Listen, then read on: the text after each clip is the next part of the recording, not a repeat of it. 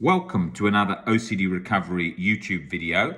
Today I'm going to be talking about when you start recovering and you start to feel internal calm, why we tend to get anxious and often experience backdoor spikes at that point, because we're not used to feeling calm, because we've been so in a period of, well, for a long-term position, our inner baseline, the default has been chronic anxiety and possibly chronic guilt. So now we're in a new position where we're in internal calm. Now, internal calm can feel like you're in a position where you haven't felt like this for a long time. You will remember feeling like this when you were a kid, because I doubt when you were a kid you experienced chronic guilt and anxiety. Maybe you did. Maybe your OCD started very early. I can look back and see my OCD journey when I was a kid, around the age of 5, 6, 7 years old, going to church with my mum, and it coming in there and trying to like swear in my head, like when I was walking into the church, fear of having a swear word in my head, and experiencing that as I walked in the church. And so obviously what the fear was there was fear of being a bad person. And I knew that you couldn't swear in church and it was a very bad thing. So obviously I got intrusive thoughts of swearing in my head. That's a key thing that's a very early thing that people often see with OCD. And obviously in the past, that's how OCD would have manifested around religious OCD, where people have been going constantly to the confession box over and over and over and over, confessing to thoughts that they can't stop because it's automatic in your head, because the brain is like a computer and it will just have these thoughts and sensations popping into your head, particularly if you don't want them. So that was when I was younger. I obviously didn't have chronic guilt and chronic anxiety, and then it developed around the age of 17 and stayed latched then for quite a few years, and that was a sort of chronic 24/7 like state, which felt like I was sort of floating in this internal cortisol soup the whole time. And if you've got OCD, you'll know exactly what that feeling feels like, where you just can't even imagine feeling like you're not on death row 24/7 with guilt pumping away and being your sort of baseline state.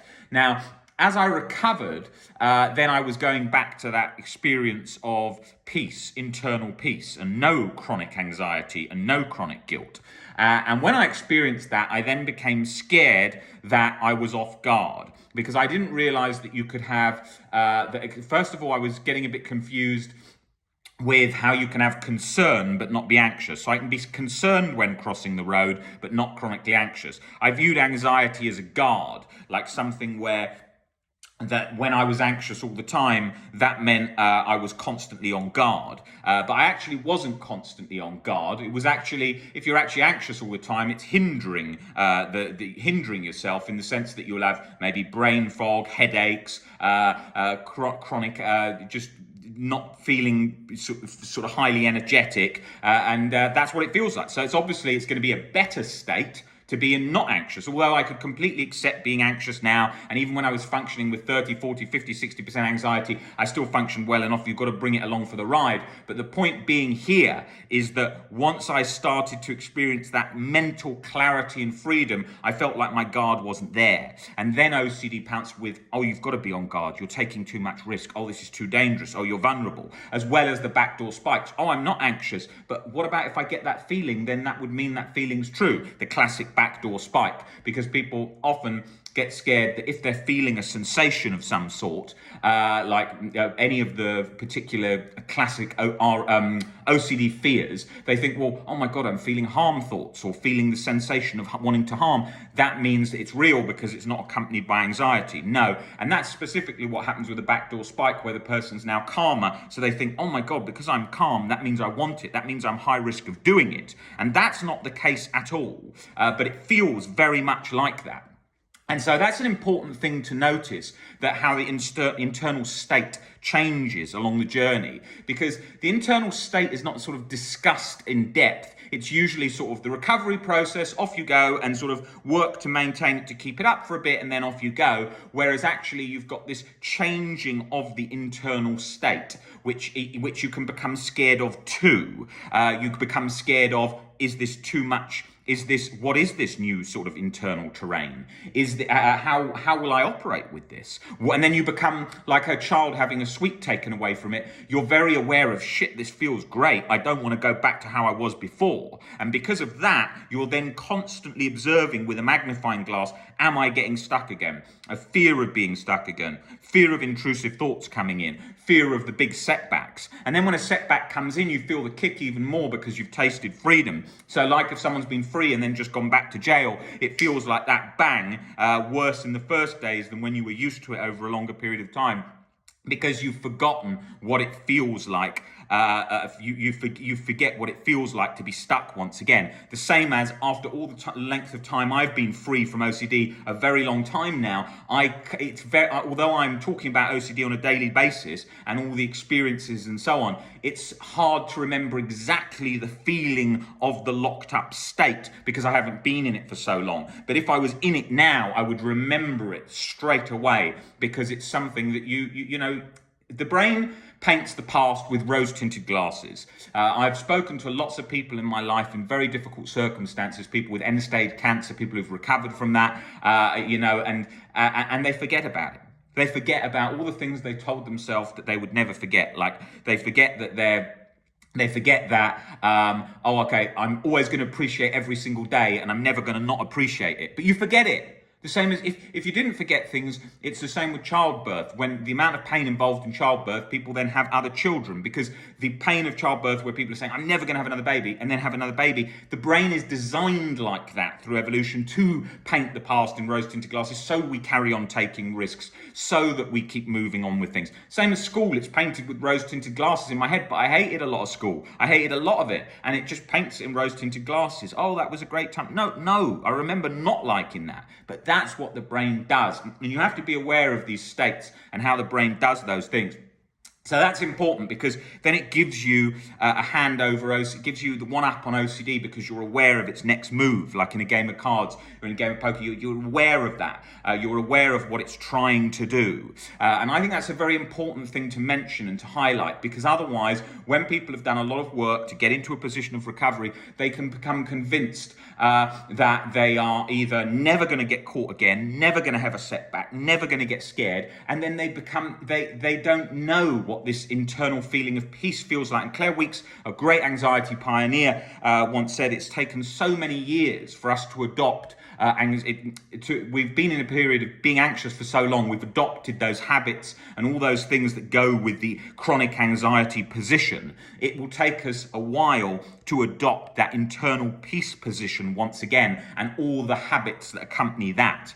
So go along gradually.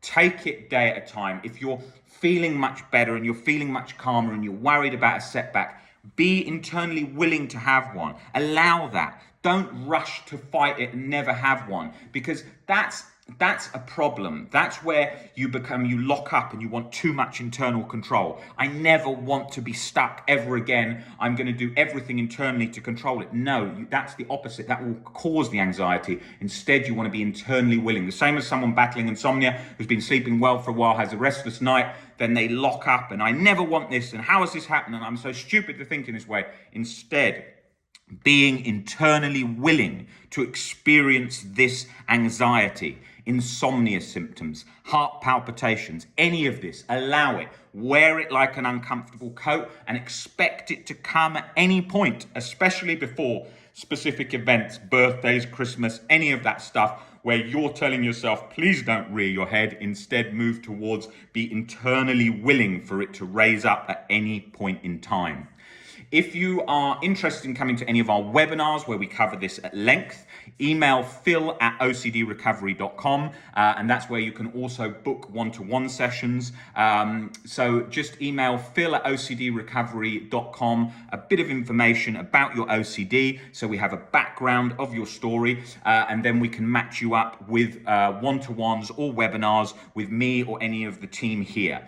Guys, great to see you all, and I will be back on here doing another YouTube video very soon before Christmas to do videos as we have been doing, talking all about the anxiety that accompanies Christmas. Because what we tend to do at Christmas is we tend to get into a position of saying, I need Christmas to be perfectly happy, an event where there's no problems and nothing goes wrong, and that's not realistic, because Christmas does come with problems for all humans. It's not just a perfectly happy time of year, as much as we have been sold that idea and we believe in it and want it and demand it. And the more we internally demand it, especially with anxiety, we experience anxiety symptoms, which is what so much of fears relating to OCD and Christmas are all about. Fear of being anxious, fear of being tired, fear of not being able to connect, fear of not being able to have a good time. That relentless internal pressure we're putting on ourselves to demand that the internal state is different to what we're experiencing now. Internal willingness is what we're moving towards. Internal rejection is not going to get us the position where we want to be. Being internally willing for any internal state, angry, anxious, sadness, anything. We're not numbing ourselves to that. We're being willing to feel those. And as we adopt more rational thinking and more stoic philosophies through life, these emotions tend to come down when they are chronic and negative. That doesn't mean we lose feeling. It means that we lose disturbance. I will be covering a lot more about that in the webinars and one-to-one sessions. So I will see you guys just before Christmas. Take it easy, guys. See you later.